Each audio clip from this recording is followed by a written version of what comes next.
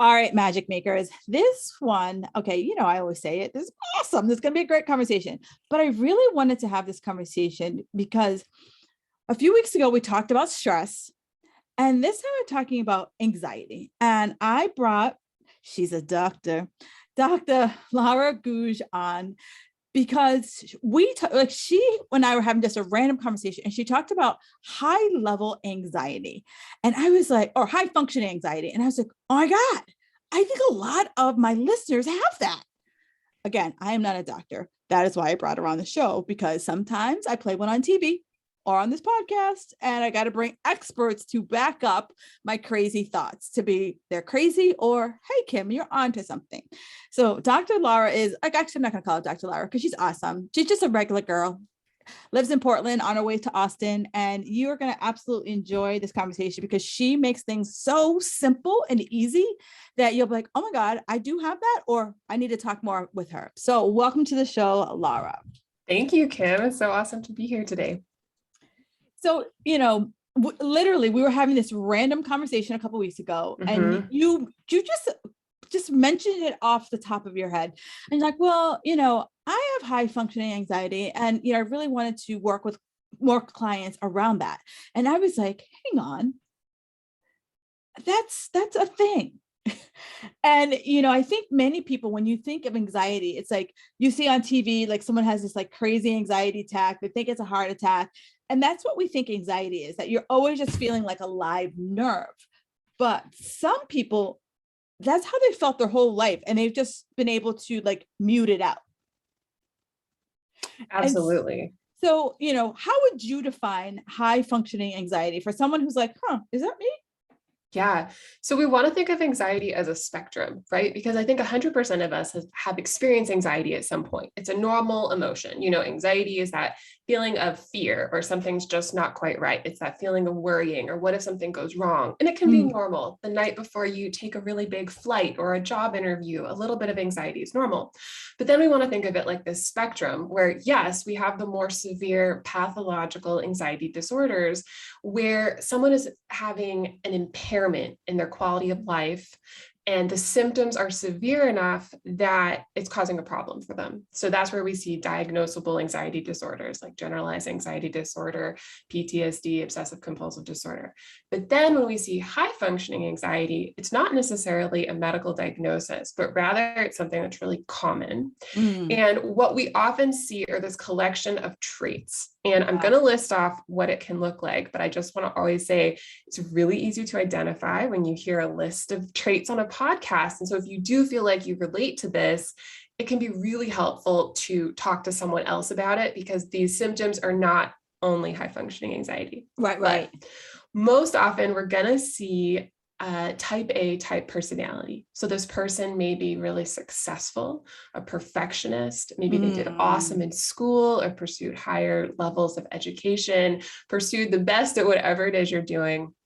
These people are often very cool, calm, put together. They often are going to be early. They're very helpful. They're very charming. They're very talkative. They're the ones who might say yes and take on way more than they're actually when they able really to. mean no. Exactly. There's a real people pleasing quality to this, right? So there's problems with it as well. Underneath that calm and cool exterior, often people with high functioning anxiety feel just racked with like tension and worry, and the people in their life may not know that they experience this anxiety. And so it may be like this exhaustion, this constant fear something's going to go wrong, feeling like you need coffee to get through your day because you just have too much to do. And then maybe it's really hard to wind down at night. And so you find yourself reaching for wine in a way that doesn't feel like you like need it to help unwind the tension. Maybe there's difficulty sleeping, or kind of those little like adult temper tantrums where like that one thing goes wrong and you just have a breakdown. A lot of times there's anxiety underneath that.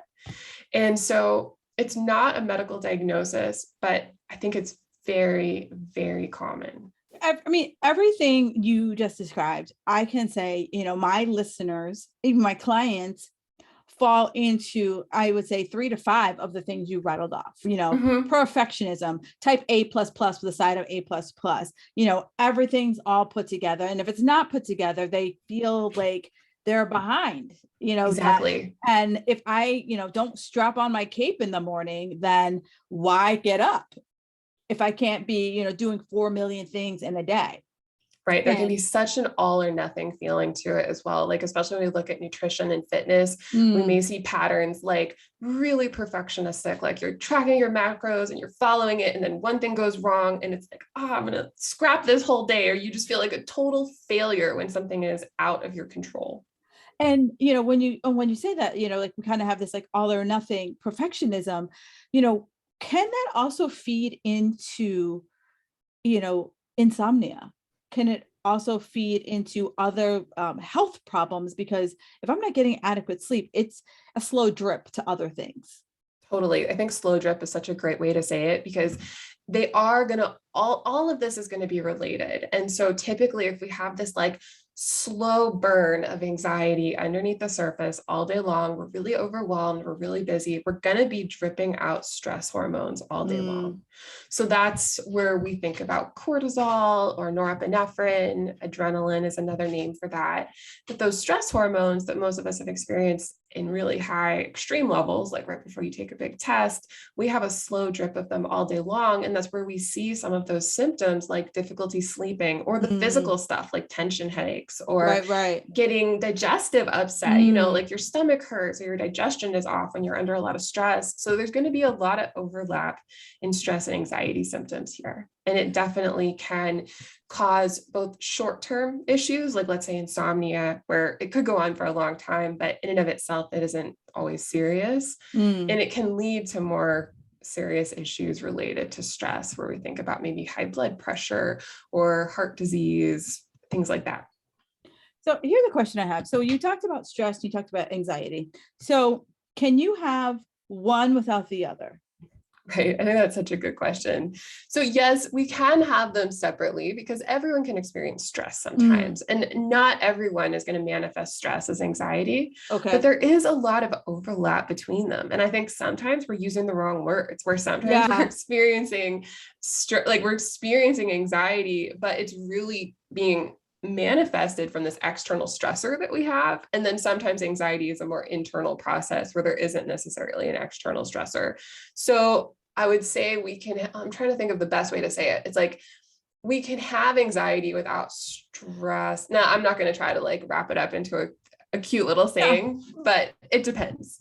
But you know what? I think if we kind of like, we're trying to make it as vanilla as we can, because there's, like anything, like there's so many flipping nuances in worlds. But if I were to say the way you just described it to me, I would say for most people, stress is something external, an external event, person, something is causing you to make a reaction. Excuse me. Where anxiety is self-imposed. I'm taking something and having meaning to it, that I'm not, doing as much as I should, or, being there as fast as I should, or blah, blah, blah, blah, blah. All the things we tell ourselves, where I could take stress. And if, my boss is like, hey, Kim, you got to get that project done by 5 p.m. I can then make it anxious when it's like 4 o'clock. And I'm like, oh shit, I'm still going.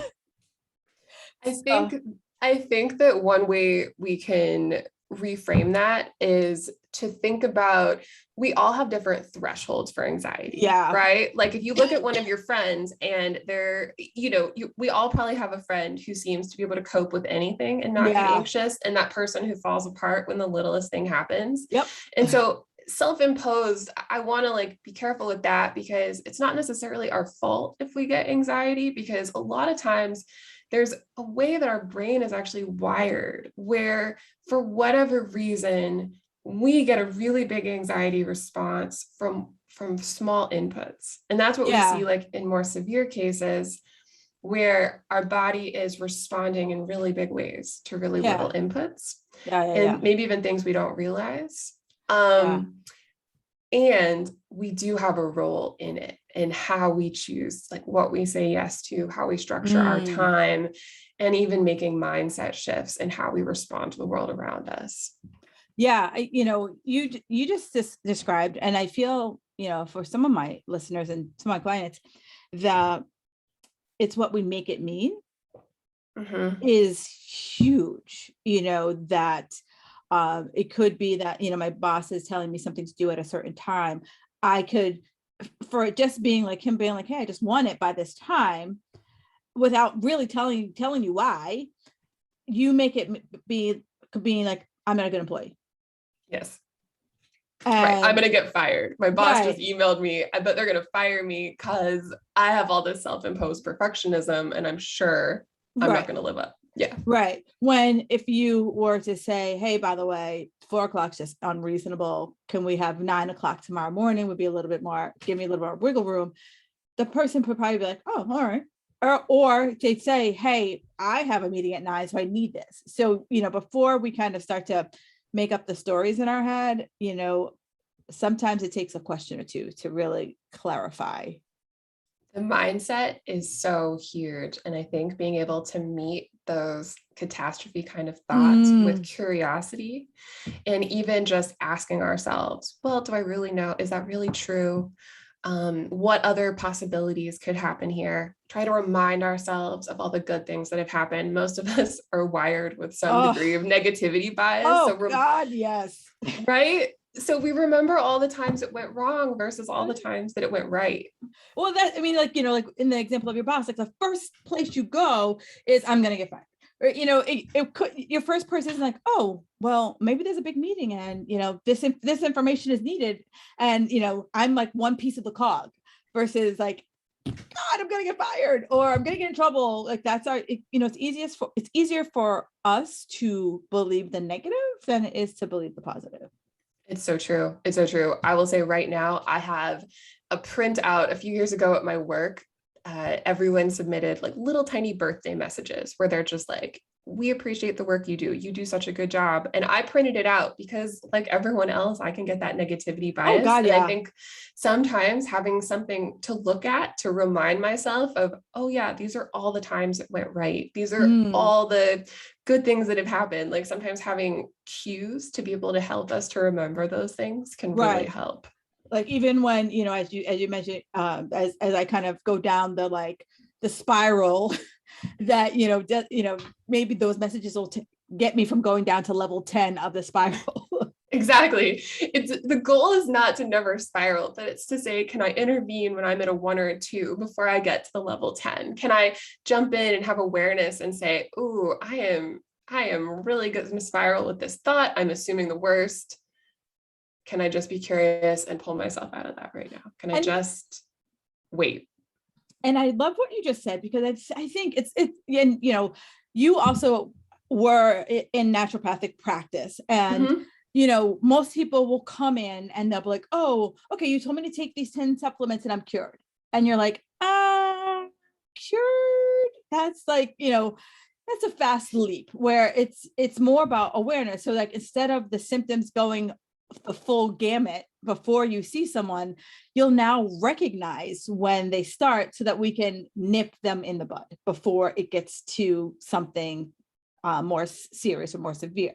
And I think the same thing happens with nutrition or fitness. Like, okay, I'm going to go to this 12-week program and I'm set for life. And I'm like, are you? And I'm like, I don't know who came up with there's an end point to things. I feel like mental health is like fitness in so many ways, in that we're never done. It's not like it's not like bread where like we're baked and then we take it out of the oven. It's like Right. with fitness, like you can do a 12-week program and it's going to be awesome and it might set a foundation, but you're going to have to keep exercising. You're going to have Right. to keep eating specific foods to maintain a certain level of fitness. And just like our mental health, we're going to have to show up for ourselves throughout our life because things are going to change outside of us. And it's not this static thing where it's not like you go to therapy for a year or you take medication for a year and then you're Right. cured. Like those things may help when we're in a bad place. Right. It's a prescription, right? Exactly. There are prescriptions that can help a lot. Just like you can give someone 10 supplements and they're like, wow, I feel so much better. But I feel like that's more getting back into balance. But then it's up Right. to us to maintain that balance where it's like Right. brushing our teeth. I have to brush my teeth for the rest of my life. Right. Like it or lump it, you do. And, Exactly. and I think that's a great expression. I think that's a great analogy because so many of us, right? I can go, so many people, like if you think about it, some people brush their teeth every time they eat.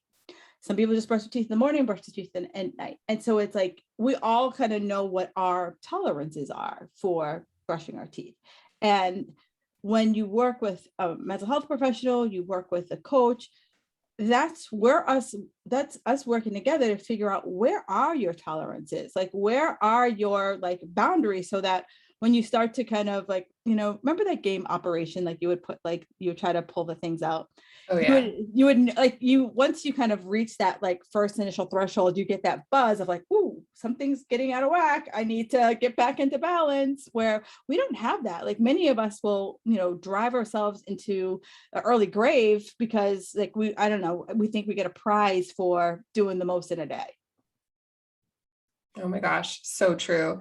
And I feel like my goal is for my patients not to need me anymore, right? Right. It's like the sign of being a great doctor is that someone doesn't need to come in anymore. Right. But there always is going to be that maintenance level. Like just like with your clients, when we're working with fitness and nutrition, we're going to have to come back to maintenance because like the pendulum will always swing. We're Right. balanced. We'll start to get out of balance. It happens to me, it happens to you, like it happens to all of us. So I think that's such an important thing to remember, because so often I think with our mindset, we start to say, oh no, I'm backsliding, or it's Yes. all ruined. We get so perfectionistic when we just have to say the pendulum is going to swing and it's just my job to get back into balance. Maybe with Right. help from a coach or a doctor, maybe you already know what to do because you've worked with someone for a while. Yeah, 100%. So the question that I have for you here is, so I'm listening and I'm like, man, that sounds a little bit like me. How can I start to, because the worst thing you can hear about is like, you just need to relax. Like, as soon as someone tells you you just need to relax, that's when you're like, oh, hell no, like shut it down. So how do you, quote unquote, just relax? Right, exactly. I think that's so funny. Like no one in the history of anxiety has ever felt better by being told to relax. But the way that I work with people is I just came up with what I call the 6 M's for mastering stress and anxiety. And so what I do when I'm working with someone is look at these 6 areas. And so we have mindset, which is what we were talking about being able to have awareness of when we're spiraling with anxiety or stress, and really being able to reframe with curiosity, with exploration. Like, can I just sit with this? Can I reframe what's happening? So mindset, mindfulness that goes with that. Macro and micronutrition is really important. So looking at, is there any issue with micronutrients where someone might be experiencing poor stress response or anxiety? And then macronutrition, like, are we making sure that people are getting adequate protein, carbohydrates, fiber, the right types of fat, looking at those areas. Movement, how we're moving our bodies. Is it serving us? Is it too little? Are we doing too much? I think there's finding the right kind of movement for you is so important. Then I call it mastering your daily habits, where we just really want to look at how we're spending our time, how we're tending to our self-care. Are we getting outdoors? Are we creating relationships that are meaningful to us? And then medicine, which is where you would look at working with a coach or a doctor. And that could include everything from supplements to pharmaceutical medications. And so obviously there's going to be more things. I didn't include therapy in there because I think therapy is fantastic and I recommend it, but I'm not a therapist. So it's like, Right. as far as how I work with people, it's within these 6 areas. Right. And then I often recommend coaching or therapy in addition to it. Yeah. Everything you said here, I like, because I think, absolutely the awareness, that is like the first step for anything. And, being able to ask ourselves better questions. And as we talked about earlier, being able to, as I'm starting down the spiral, being able to be like, okay, hang on, like, whoa, I'm spiraling, and being able to just, just recognize it. Even if you don't know the answer, just recognize that it's starting, it's happening. Exactly. Being able to interrupt that process is probably the most valuable thing anyone could do, more than any of the other things. Just being able to have that awareness and even say, ooh, that's the anxious thought. And because most of us just assume all of our thoughts are true or that they're Oh us. And to yeah. be able to say, like, I like to say, oh, that's my anxious voice. Oh, and she's being really mean right now, like telling me all the Right. things that could go wrong. Can I turn the volume down on her? Right. Exactly. It's like that angel or angel devil on your shoulder. And it's like, Exactly. and the devil's always going to scream the loudest. And you have to be like, okay, I just need to mute you, like remove you from the group. You're not at contributing. But I also like what you talked about nutrition, because if I am in that, anxious place, stressed place, 9 times out of 10, nutrition, either people fall into two buckets. I'm eating all the things, or I'm not eating anything. And I'm relying on, I lived off coffee for a long time, and coffee and things from the vending machine. So it's like either you're like eating all the things for your stress, or you're just eating to get by. I think that's really normal that people fall into one of those two areas. Yeah. So I think it's interesting that as you look at it, you're looking at your nutrition, because also if I'm anxious or stressed, my digestive system is just going to either shut down or slow down. I feel like so often too, having self-compassion, because there are times in life that we're going to have acute stress. Like I'll use an Mm, example of my mom passed away 4 years ago. And that was one of those times that like I had no appetite. And I think everyone can relate to going through a really right. big thing, like losing your job or a breakup or a divorce or grief, like death in the family. And our appetite is going to be affected because it is a form of stress. And being able to have the self-compassion to say, this is temporary. This is Yes. not a time that I need to be perfect with my nutrition, but it's also a time that I'm just trying to nourish myself when my appetite would allow. Are there things that sound good? So there's, I think, like treatment based where we can really think, I'm in a place where I'm resourced. I want to be more resilient to stress. I want my anxiety to go away. How can I optimize my Mm, lifestyle? In a time and a place when we have to say like, this is a really tricky time and it's not going to last forever. And I need to just like do my best. give yourself, Yeah, I need to do my best. and you know what, that's a perfect segue. Like give yourself the grace and the space, yeah. If like grief is just one of those things, some days you're like, I feel like a rock star. Other days you're like, oh good God. And like you can't predict it, like you could feel like a rock star for like months on end, and then one day like just something just wipes you out. Mhm. No, exactly. And I see it in my practice a lot, especially with women where they're going through something really big. Like I think especially in the era of life I'm in, I work with a lot of people who are, maybe going through divorces or big transitions, and they're trying to do all the things. Like they're going and doing CrossFit and they're drinking coffee and they're like trying to do this nutrition and they're just burning themselves out. And just that I think within the 6 things I talked about, we can focus more on some in different seasons of life and less on the others. Like I would say when you're in a period of grief, it's probably a time to do walking and yoga and less time to do CrossFit because you're already so stressed in other ways. And then when you're feeling great, like get back at those like really long runs and doing the intense exercise, because we're going to need different things at different times. No, I've been really harping on the season of life with my clients. Just, here we are, I hate dating podcasts, but it's happening. It's fall, right? So it's like in the fall is like when we are harvesting the thoughts, the efforts that we just sowed over the last 6 months. And so now it's like when you kind of start thinking about, planting bulbs that are going to come up for in the next 6 months. It's like, what are the thoughts, what are the goals that we have, and we're going to plant them and be able to just let them like percolate. No, like I plant tulips right now. I'm not going to go out every damn day and be like, you growing, like being able to plant the seed and like just know that it's going to, that's for future endeavors versus, as we said, like, I need to get all 500 things done today. If it's not done today, then I'm screwed. I love that analogy so much. It's one that I come back to for myself of like different seasons of life, because I feel like it's true. Like everything you just said, like, and it's hard because with the people in our lives, we're all in different seasons. And Mm, so you see your friend who's like reaping this summer and, it's like all right. good. And if you're in more of like a winter transition, it can feel, you may feel like you're behind, but I think it's Ugh. so helpful to be like, you know what, I'm in a winter season. There's a lot of transition. My spring will come again, my summer will come again. And being able to have that awareness and that patience of just life moves through these things. Like it would be exhausting if we were in summer 24/7. Right. And, and also give ourselves the grace that, yeah, I mean, we're not a season, and it might last you 9 months. Right. And I mean, Mm-hmm. I live in New England. You live on the Northwest. Like sometimes summer, it lasts 2 minutes. And sometimes winter, you're like, for the love of God, winter, it's time to be over. Right.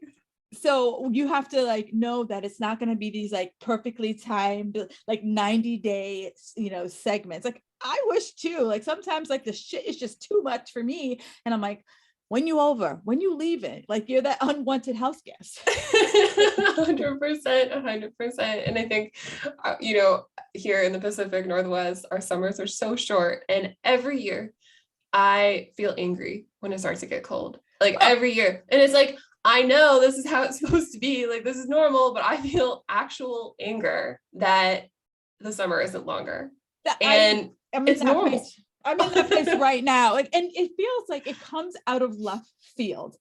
Like all of a sudden, it goes from like, I'm wearing a tank top in the morning to like, all of a sudden I'm wearing like a long sleeve shirt to all of a sudden I'm like, dude, I might need to put on a coat. Like what's happening? Like, and it just feels like it happens in a span of like days. And, people I was watching the news the other day and they're like, well, out in the suburbs, it's going to get into the 30s. So your heat may come on. I'm like, your heat? The hell you say? I know. And yet I feel like if we could apply the acceptance we have of like, we may be mad, we may not like it, we may hate the winter, but it's still, if we could apply just that acceptance and say like, yeah, it's the winter. Like it's going to last as long as it lasts. But then, next year will come. If we can apply just that acceptance, our lives would be so much less stressful. So much less stressful. Cause it's like, even if you're pissed putting on your coat in the morning, you still put on your coat. Exactly. You just like roll with it. You're like, I don't like this. It's okay not to like it. Like, I think acceptance is something that we misconstrue where you don't have to like it. Like accepting something doesn't mean you're like loving of it. It's okay to just accept it and be like, this is how it is right now. Like, yeah. No, and I like that what you just said. This is how it is right now. But the operative word is that, you might be slugging through something right now, but eventually you are going to get on the other side. And so would you say for people, it's like, well, define what the other side looks like. Yeah. And I think it can be so difficult when you're in the moment and it feels like it's never going to get better, especially with something with our mental health. But the other side, I think it's actually a lot like spring, where when I'm working with people, it's not like one day anxiety just disappears. Or let's say there's a habit, like we're talking a lot about nutrition. So a lot of times when people experience anxiety, there's overeating. Usually people don't just wake up one morning and never overeat again. What happens is we start to see this gradual transition of like, we start seeing more sunny days. We start to see more days where, I was able to like honor my appetite, or this really stressful thing happened and I didn't reach for food for comfort. I ate according to my appetite and my body needs, but I didn't binge. And we see this like progressive improvement, but there still may be backslide, so to speak, where that symptom still shows up, the anxiety, the overeating, whatever it is. And we just start to see this progressive, higher resilience to stress, less overeating, less of the habit. We see like more and more until all of a sudden it appears maybe overnight, but you look back and you're like, whoa, I haven't done that in over 6 months, or this really stressful thing just happened and I'm fine. And a year ago, I would have been in a puddle on the floor. And so often we see it even in retrospect, where we don't recognize it because, again, we have our problems and our things, and but we look back and it's like, I would have had a panic attack if this had happened a year ago, and I'm just a little stressed. And I think that's often how it looks.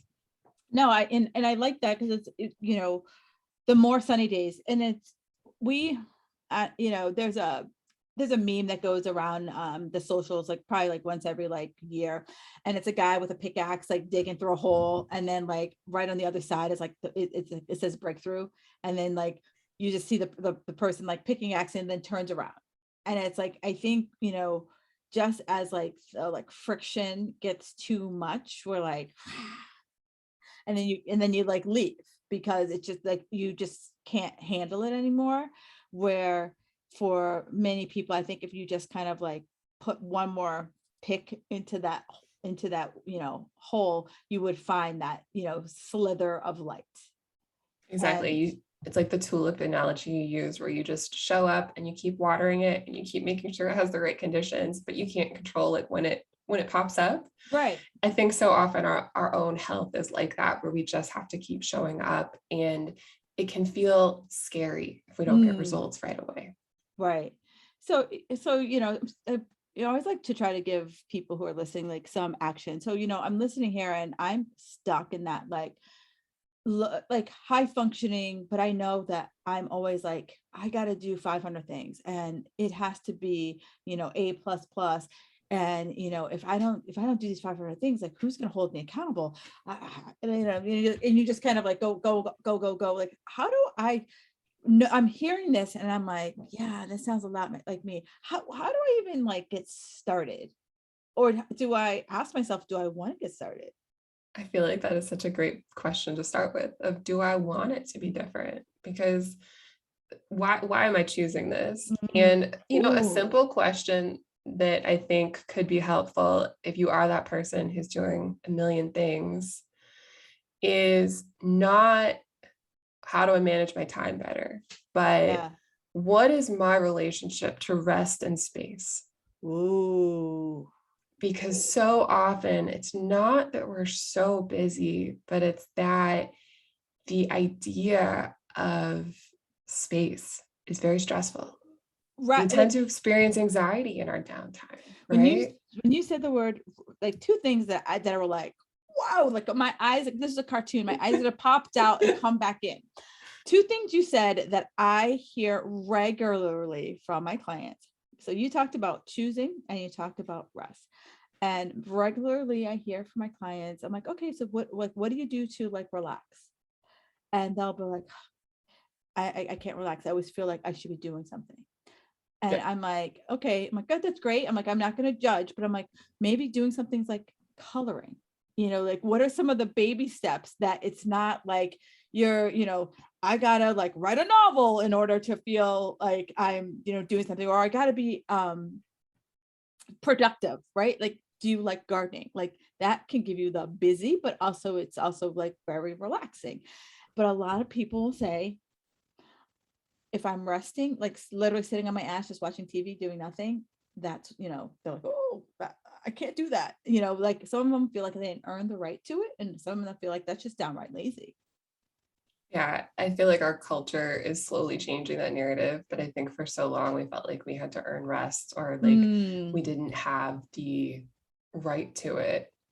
And it was something we had to wait to finish all of our work before we could take yes. time off for ourselves, instead of saying, my work is still going to be here tomorrow. Like I'm going to shut it all down at 5 p.m. or whatever your schedule is, and giving ourselves that time and space. But you hit the nail on the head. Give myself a schedule. I know, you work for yourself, I work for myself.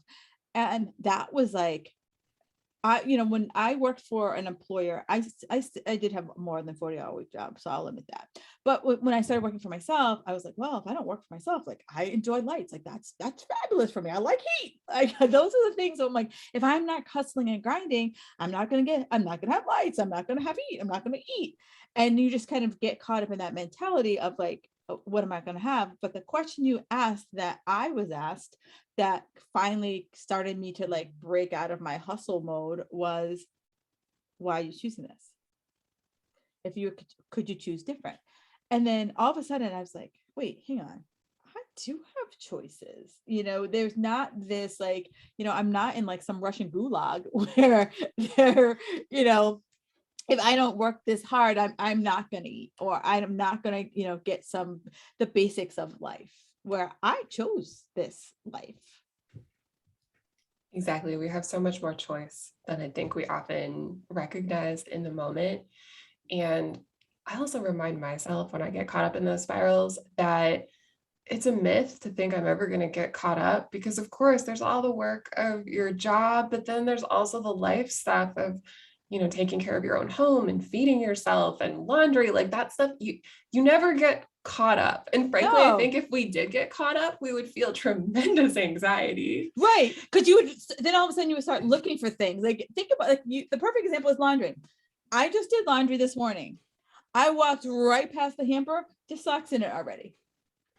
And I was like, I mean, if I had to do laundry every time there's like one thing in the laundry basket, I would be like nuts. Exactly. And so remembering we're not going to get caught up. And it's not to say like, oh, let me just be lazy and like not do any of it, but how can I make my life work with what I have? And so like with working for myself, I had to put boundaries around it. And Yes. interestingly, I got a lot more productive.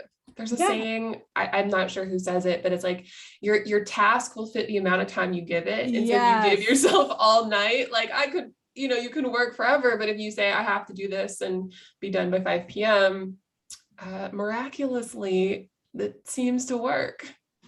I have a friend who wrote a book, and I wish I could remember the name of Rob's book. Rob, if you're listening, sorry, I love you deep inside. But he wrote a book, and it was basically how whenever we go on vacation, so say I'm going on vacation on Friday, that whole week I am productive like a mofo.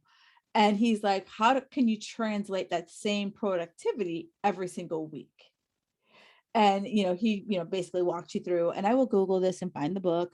But he let me write that down because I could be lying to you if I don't write it down. Rob's book.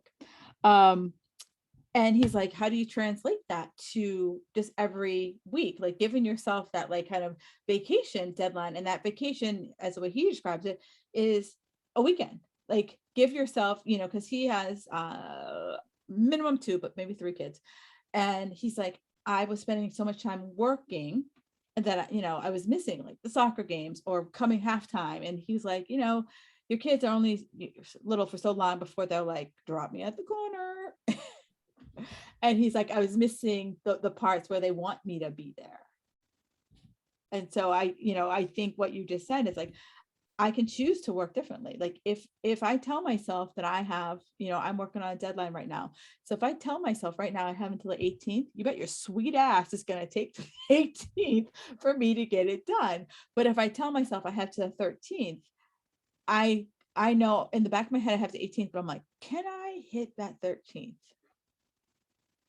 We, I think, can set little deadlines for ourselves too, in order to like maximize what we're doing so that like we can have it all, just not every single day. I think so often as women, we're trying to do too much, but to really be present and to say, okay, cool. On Tuesday night, I'm going to have time with my friends and I'm not going to exercise that day, but Wednesday I'll exercise. And Yes. Thursday, I'm going to work most of the day and then have time for my house stuff, but like really being present to the different things that are priorities, but not trying to do them all 7 days a week. Like that's where we burn out.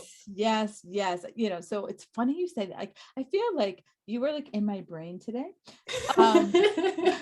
Because I after we get off of here, I need to do a few videos. And one of the videos is that I would, want to talk about like, you can have it all, but you can have it all right now. And how so many of us get overwhelmed, slightly anxious because you start like, all right, I want to lose 10 pounds. And then I want to plan a vacation. Oh, and then I got to deal with, signing up Susie for soccer.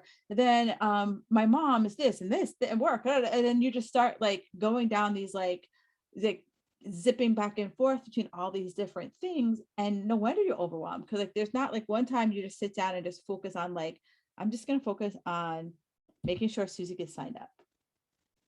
Because it's like you half fill out the form and then you're off to something else, and then back to half filling out the form and then off to something else. But we don't just give ourselves time to just like single task because we feel like that's not enough. It's so true. And I think it's where our culture has really programmed us to think it's not enough, that we need to be running at the speed of basically having adrenaline pumping through our system to be normal or productive. Like, for me, that was something I had to untangle, was this idea that Yes. if I'm not working so hard that I have adrenaline, I must not be working hard enough. Yeah. And Yeah. to be able to actually not do it like that anymore. But I had to like reprogram how I defined productivity for myself and what kind of Oh, quality of life I wanted to have. you got some good questions. Hold on. There are things to think about. Oh my goodness. It's possible for everyone, I would say. It is. And I'm laughing. So when I started this podcast, I was like, I just would write down, like, I make sure I hit these topics. And then all of a sudden this book turned into like all the like ahas that I've gotten from my guests. But that was the biggest aha. How do you define production? And I love that, because one question that kind of hit me square between the eyes before was, how do I define success?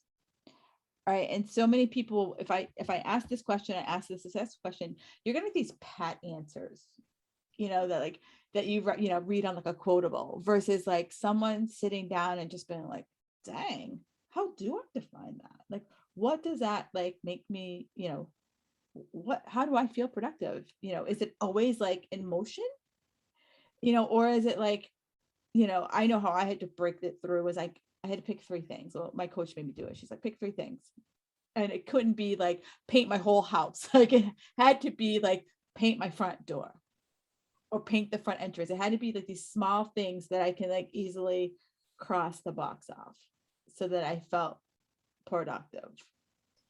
I think reframing how we define productivity can also lead into like a follow-up where we ask ourselves, do I really want to be doing this? Because there are things so many of us take on, helping out, friends ask us for things, where you can really give yourself permission to say no, where maybe there are these standing obligations in your calendar that were a fit for a while and they're not a fit anymore. But I think we have to start with asking how we define productivity, and then we can even ask ourselves, do I want to say yes to this? Do I still want to do this? Is this serving me? Is this serving them?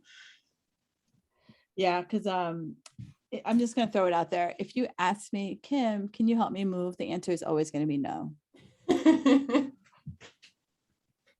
I do not. I barely want to move myself. That's why I never move. And I'm like, and as I say that, I'm like, Laura, you're preparing for like a cross country move, and you're like, oh girl, I know. I'm not prepared to ask any friends. I feel like we're too old for that. Beer and pizza do not provide incentives to anyone I know at this age. I could buy my own damn pizza. Exactly. And I'm particular about my pizza, so I don't want some like cheesy Al's pizza. Who the hell's Al? No, it's so true. It's so true. And I think it's important to recognize those things for the high functioning, anxious people pleasers that I think most of us can relate to at some point. It's really hard to start saying no to things like this, but it is one of the simplest ways to free up more time in your schedule. Yeah, the best thing that I like, whenever I find myself kind of in that, like about to say yes when I really, really, really mean no, is that I was like, no is a complete sentence. No is a complete sentence. And a lot of times I have to like chant that around my house. Or if, I still teach a few classes in person, and I, sometimes they'll ask like, can you do like all the classes? I'm like, you know what? My schedule allows me to do all these classes, but do I want to do all these classes? So I'm like, I will cherry pick things that work best for my schedule. Practice makes perfect with saying no. Yeah, I mean, it's tough, because it's like, you're like, oh, you don't want, you're like in your head, you're like, oh, I really want to help, but I'm like, at the same time, I'm like, I really don't want to help. I think we need to honor that. There's that saying of like, when you say yes to someone, when you mean no, it's like you're dishonoring yourself, and to care about your own needs and your own feelings as much as you're worried about how your friend will feel if you say no when they ask you for something, I think is really important, because it's dishonoring ourselves every time we do that. Yeah, that is absolutely true. So, as we kind of like start to wrap this up, I love that how we started out, that anxiety is a spectrum, right? So that it's not that and being, anxious isn't exactly like this like death sentence. It's something that we can start to, as we've talked multiple times, recognize it. Like, what causes you to start to like, have your little mini like, oh my gods. And how can we start to recognize those mini oh my gods so that they don't turn into like, the bigger oh my gods like popping all over around your head. But I also liked how you talked about the slow burn, that the more we just say this is how life is and just internalize and start thinking all our crazy thoughts, the more we are going to affect other parts of our health. Right. And I would say to anyone who identifies with a conversation around high functioning anxiety, it doesn't have to be that bad in quotation marks to get support with it. So often we are high achieving and doing all the things and appearingly like life is perfect. We have it all together, but there is this, what we just said, the slow burn underneath the surface. And it doesn't have to be this pathological thing to get support and to do something about it, because I think often we underestimate just how good life can be on the other side of that high functioning anxiety when we start to unravel it and choose a new way. That just because it's not on that spectrum of really pathological, making it so bad that you can't work or something like that, you don't have to wait for it to get that bad. Kind of like our cars. We take our cars in for maintenance before they break down. We don't wait for the breakdown. And I think with often high functioning anxiety, it can be helpful to get support before you need it. So you're not running at a breakneck speed 24/7 for the rest of your life. Yeah, no, I absolutely like that. And so, like one thing I just want to touch on quickly that, for many people, my anxiety, it can affect my health. So we talked about, high blood, potential for high blood pressure. We talked about potential for weight gain because might be stress eating or not making the best choices under pressure. We also talked about it leading to insomnia. And can that like go on for like years? Absolutely. It can last for a really long time. And when we think about chronic stress, I think chronic stress is related to most health conditions that we see as people get older. I mean, it's one of those risk factors that almost like doesn't mean anything, where you're like, what does that even mean? Chronic stress, don't we all have that? And obviously some people have more than others, but chronic stress is going to be a risk factor for most health problems. And I would say that the milder ones, like just having stomach upset or a lot of difficulty sleeping, that can have a really negative impact on the quality of life that we have and be risk factor for other health issues. Yeah. And a lot of my clients will have digestive issues and I'm like, but they're also like stressed. And I was like, do you think there's a correlation? Right. And, as we talked about it, many people are like, well, this is just how life is. And I'm like, and then it goes back to what you said, is this how you're choosing for life to be? Because as we mentioned, there's seasons, right? We are going to have those seasons where we're, running crazy. I always talk about my client, Kate, she's a tax attorney, don't call her in April. Like she don't right. know That's her busy season. That's not the season that she's going to take on like running a marathon. Right. She don't know your name. Call her now. She's like, oh, hey girl, what's going on? Right. So it's like, we all kind of have to know where we are. And, every day can't be summer. Every day can't be a high alert day. Exactly. Oh, Laura, this is really, really, really, really good. And so I ask everyone who comes on the show, what makes them feel magical? It makes me feel magical when I'm able to sit down with someone and we can together just hone in on what's bothering them most and be able to help them with that. It makes me feel magical every single time someone comes in and says, oh my God, I'm sleeping through the night again, or my IBS is gone, or my anxiety is a 0, or I haven't had a panic attack in a year. I feel magical every time that I'm able to help someone with any of those things. Yeah, that's good. That's really good. Yeah. Because I know for me, like if I don't get a good night's sleep, I am just like miserable the next day. So I can't even imagine if it was like years and years of not having a good night's sleep. I would probably be in jail. It's a game changer. No, it really is. makes people fundamentally different human beings when they start sleeping. Yeah, for sure. Laura, so where can people find you if they want to learn more about how you work with people, folks with anxiety? Where can they find you? Sure. So across the social platforms, I'm at Dr. Laura Gouge. So DrLauraGouge. That's my website, drlauragouge.com. I'm at Dr. Laura Gouge on Instagram. That's where I'm most active. I have a Facebook for Dr. Laura Gouge, but it's mostly just the Instagram reposts. So definitely connect on Instagram. I love getting DMs and talking to people. And also have my website. So that's the easiest way to get in touch. Great. And I just love this. And I mean, we talk about so many different things. You know how I am. I go through a lot of topics, but I want you to think about the very beginning. Like, and if you have to go back and listen to this, think about everything she labeled. All right. I still, I guess I will always be a high functioning anxious person, but I now, instead of going down to level 10, sometimes I catch myself like pushing the elevator button. Sometimes I catch myself on the second floor.